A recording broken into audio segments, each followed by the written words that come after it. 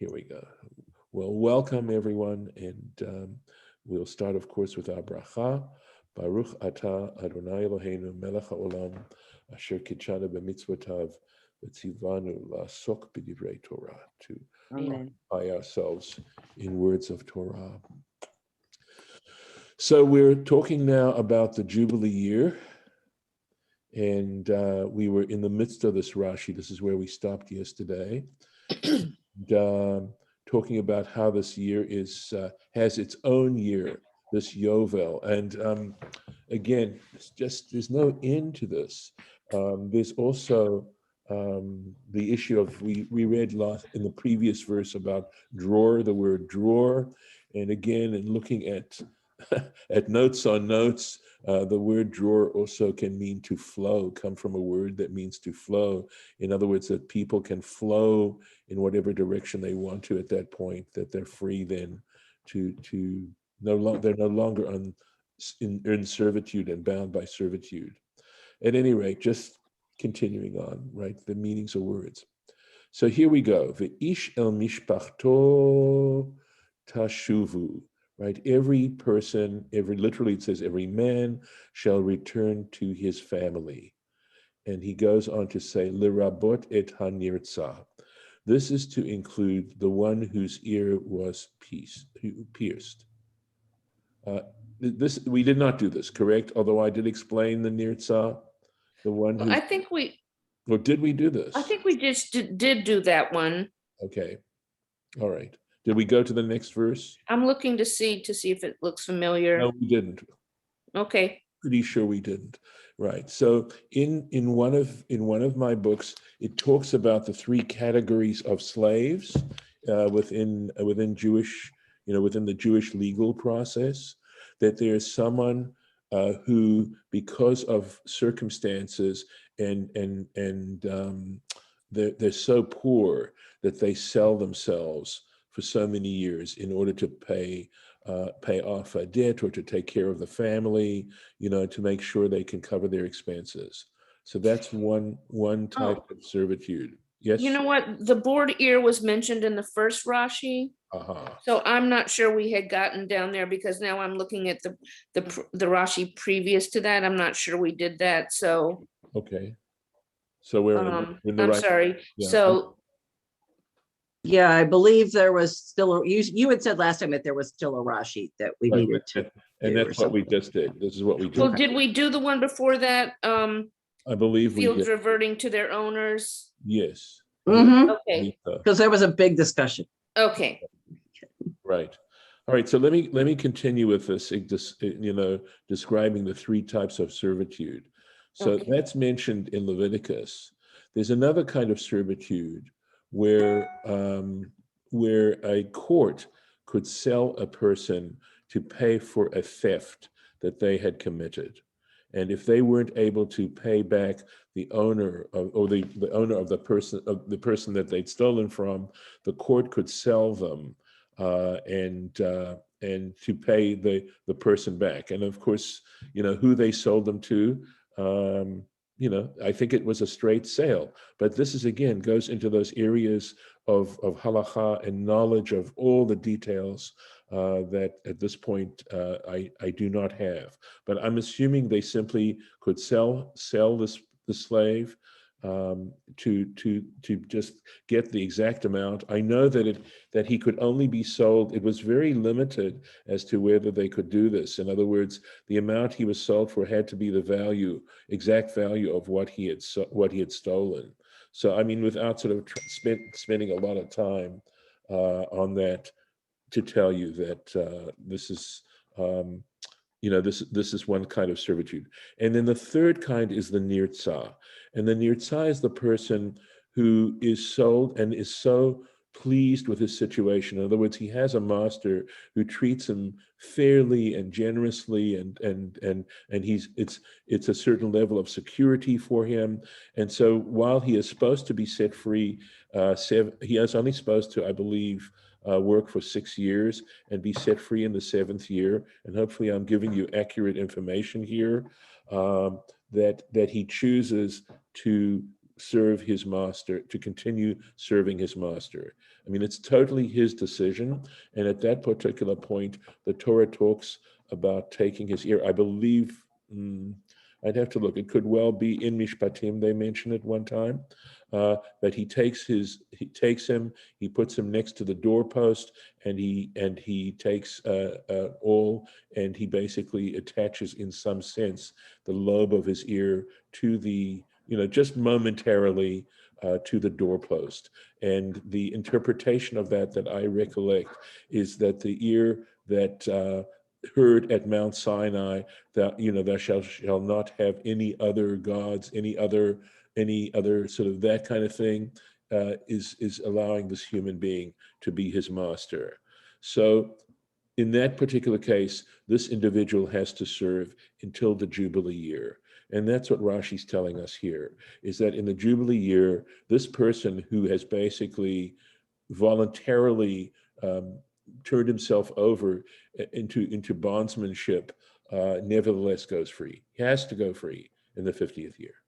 And that's what the Torah is telling us here. And in the notes that I was reading, which I can read verbatim to you, but you'll see that it gets into technicalities as to how this interpretation works out. So I don't feel that that's what this class is about. This is just sort of an introductory level, even though I know we get into some real technical stuff, but that's the point of Rashi's comment here, is that because this has been said before, right? And so that's why this is mentioned specifically, so that we understand that the person who's nirtza, nirtza means the one whose ear is bored, okay? It goes free. That's the same word as the last step in the Seder. I know, it sounds like it. So the different, good question, Judith. The answer is no, because this is from a root resh tzadik ayin, right? And that means sort of bored through. And the nirtza in the end of the Seder is spelled nun resh tzadik hey. And that last letter being hey is from a verb ratzah, which means to desire, to want. And nirtza is the passive form of it, that is to say that may our service, may the Seder that we have just performed be acceptable, be desired by Hashem.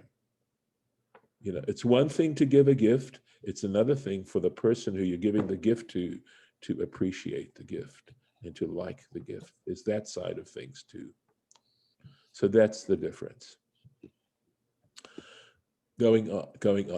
Yovel he, indeed it is a jubilee, a yovel, shnat hachamishim shana tielachem. This 50th year shall be to you. Lo tizra'u, you shall not sow seed. Velo tiktsaru, you shall not reap. It's ficheha, it's aftergrowth. This is paralleling very much the Shmittah year. Velo tiktsaru, and you shall not harvest et nazireha. It's, here we go, it's grapes, right? But a specific category. So Rashi will refer back in a sense to how he defined nazireha before that. And here there's also some complexity as to exactly what is meant here. So let's just take a look at the Rashi. Right, Yovel hi shnat hachamishim shana. This 50th year shall be a Yovel. Ma Talmud Lomar. So what is scripture teaching us? This is repetitious. This is doesn't appear to be telling us anything we haven't read before. Okay, so here we go. Lefi shenemar, because it's stated already, the kidashtem, you shall sanctify, etc. And now he simply goes on and says, this is actually, he doesn't tell us, right, what it says, but it says, as is in Tractate Rosh Hashanah and is in the Sifra. Okay. So let's just keep going a little bit, and maybe I can answer I think Lauren, was it you who asked the question, if they just, or was it, I'm not sure who asked the question about the fact is, how do you know that the entire year is sanctified? That's answering this question. The fact that you treat it also as a Shemitah year. Okay, et Nizireha. It's Nizireha. It's the grapes you set aside. You do not make public, right? You don't offer to the public. Et ha'anavim. It's referring to the grapes hamashumarim that are stored away. And Shirabeth, that's why I'm, does it refer to the grapes that are stored away in this 50th year only? Obviously, the ones in the 49th year, it's also a Shemitah year, so that would apply to those as well. That's true, that it's Yeah. one right after Right. another. It is. This is a huge test, right? The Shemitah year essentially was a huge test of people's spiritual place, where people were spiritually in terms of their faith. Aval botzer ata, but you are allowed to harvest grapes, right? Botzer is specifically about grape harvest. Ata min hamufkarim. From you have to you're allowed to harvest from those grapes, those vines. I'm assuming he means that are set away for everyone to take. Anyone can help themselves. Kishem shene'emar bashvi'it. Just as is mentioned regarding the 7th year, kach ne'emar beyovel, so it is stated regarding the Jubilee year, nimtza'u, so consequently, shtei shanim kedushot smuchot. There are 2 sanctified years, one after the other. 2 consecutive sanctified years, zu lezu, one next to the other. Shnat mem tet, the 49th year. Shmita, it's a Shmita year. Vishnat HaChamishim Yovel, and the 50th year is the Yovel. Going on.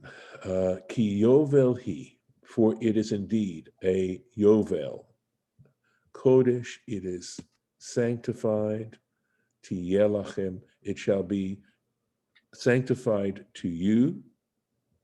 Min hasadeh, from the field. Tochlu et tvata, you shall eat its produce. So again, the idea of not harvesting and just taking from what the field produces, and the fact that it's for everyone. So Rashi, Kodesh, right, sanctified. Tielachem, it shall be sanctified to you. And here is from Torah Kohanim, it's the same as a Sifra. Tofeset dameha. This is, I'm so glad I prepared on this, because there's no way I would have been able to figure out what this means. Literally, it means it grabs its money. Okay, so what are we talking about? What we're talking about is a situation where you took the produce of the 50th year and you redeemed it. You paid money. You paid money for that produce.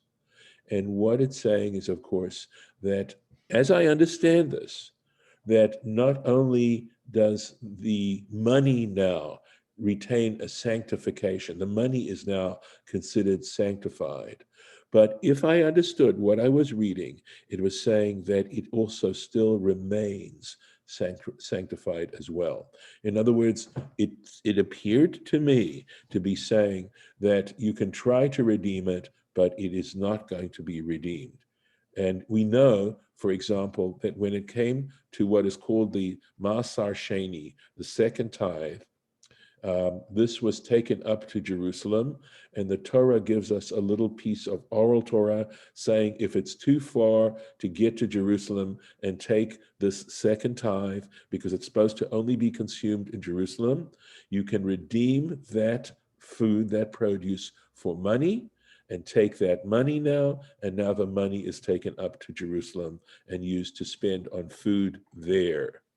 This is so, I think this is very cool, personally.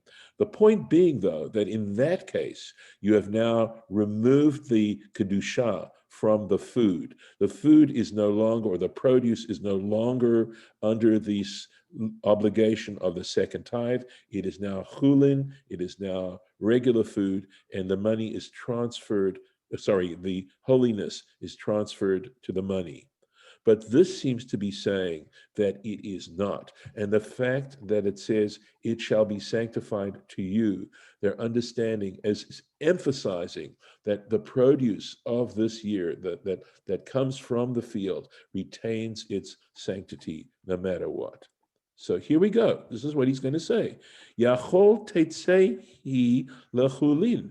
You might think that that when you redeem this produce, it now goes out to unsanctified food. You have just redeemed it, and it is no longer sanctified food. Talmud Lomar. For this reason, Scripture teaches tihiyeh. This word tihiyeh right here, right? It shall be means it shall be under all circumstances. V'haviyata tahei. They're understanding this word tihiyeh. They're reading it as if it says it shall always be in that state. It shall remain in that state. So, min hasadeh tochelu. Tochlu. From the field you shall eat. And again, this is the Sifra. Al yedei hasadeh hata ochel. So this would appear to mean that by means of the field, you eat min habayit, from what is in your house. In other words, it depends on what is available in the field that you're allowed to eat that same food in your house. And if it isn't in the field anymore, guess what? You can't eat it in your house now. You can't separate the two. Let's keep going.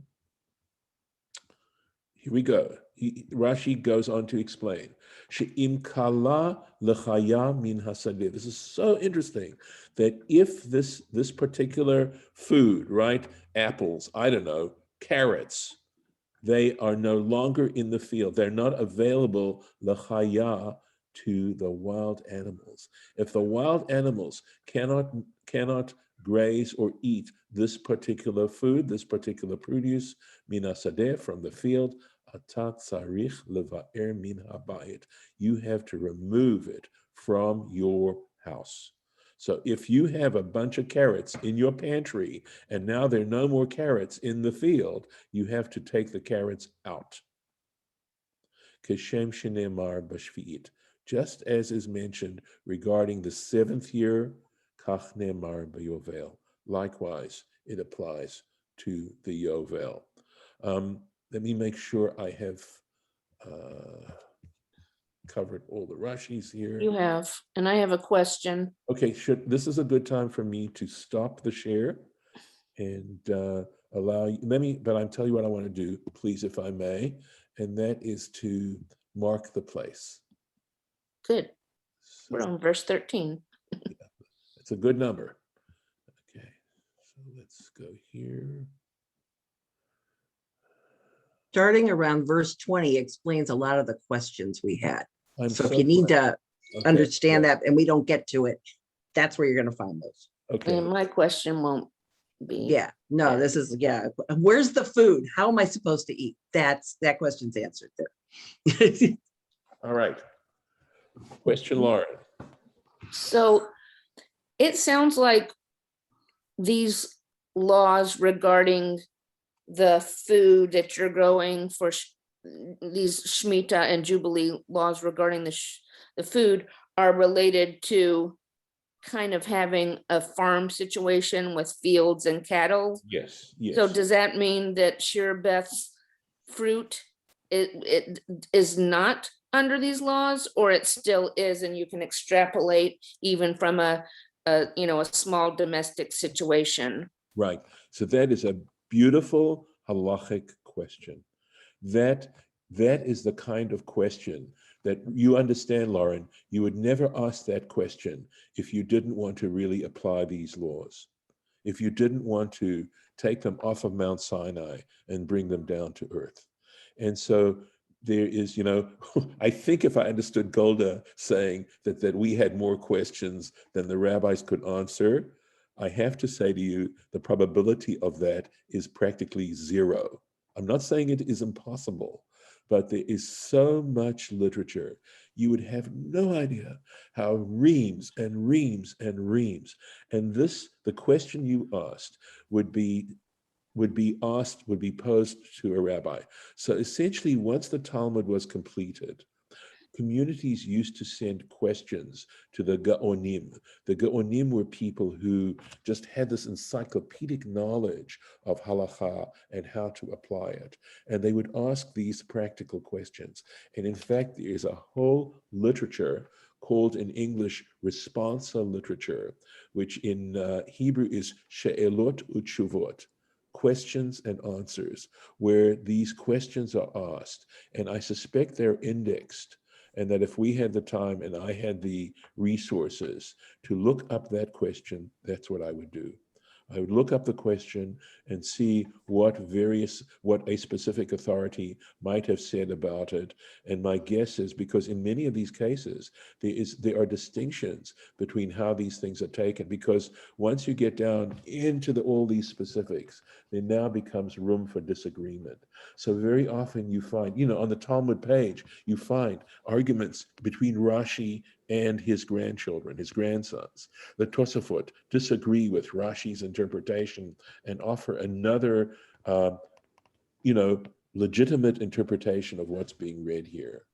So if I were to try to answer the question, it would be dangerous probably for me to just answer it off the cuff or based on the knowledge that I have.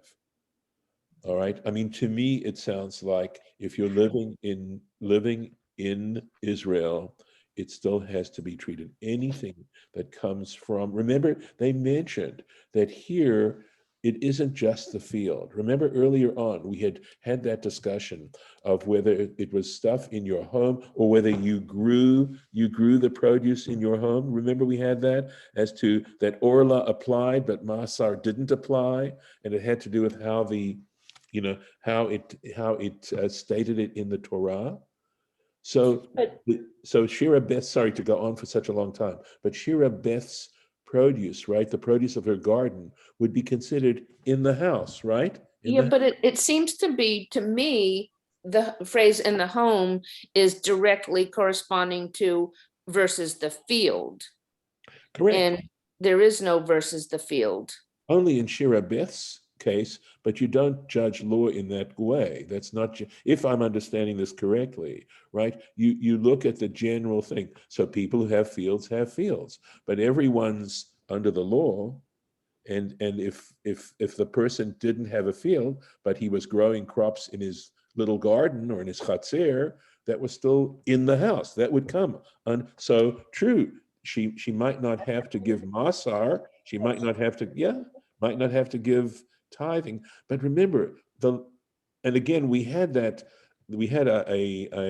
Torah Temimah that I was actually struggling with to try and understand what was the point. And actually, I think all the Torah Temimah was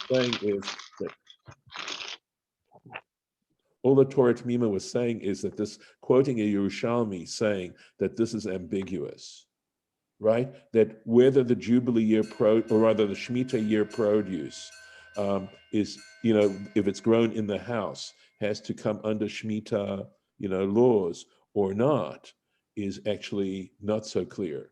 And the Torah Temimah gave in his explanation, showed how when it came to Shemitah, in one case they said, haaretz, which would mean across the board, or basadeh. And it doesn't say it. So I realized at the end that it was not trying to give an answer, but rather formulating the question. So that's, yeah. Oh, great. So Shira Beth, you're giving us a reference to where we can find the answer? I Googled the question, how to deal with a private garden in the Shemitah year in Hebrew. Yes. And I got a whole screen full of answers, and I just shared one of them. Thank you. If you could email me that way, although if I'm recording this, it may stay. So let me stop the recording now and thank those who are participating.